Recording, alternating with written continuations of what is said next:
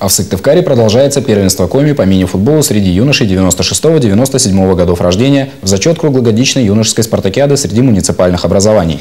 По информации спортагентства региона участвуют команды Инты, Сыктывкара, Усинска, Ухты, Карткировского, Прилузского, Сыктывдинского, Ударского, Усть-Вымского и Усть-Куломского районов.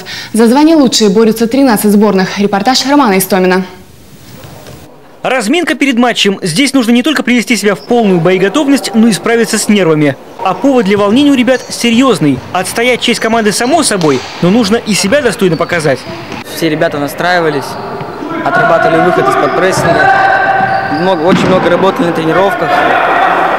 Посмотрим, получилось или нет, получится. В этот раз городские и сельские команды борются за победу на общих принципах. По мнению тренера сборной Удары Максима Корниенко, его ребята могут выстоять схватки даже с серьезным противником. Пример – ничья в матче с командой Инты. Мы готовились, что будет две группы, то есть города в одной и районы в другой группе. Вот, как проходили в прошлом году, позапрошлом году, там мы заняли второе место. Вот. Ну, сейчас тоже рассчитываем на призовые места. Главный судья не видит особых преимуществ городских сборных перед сельскими. Шансы на победу, говорит, равные.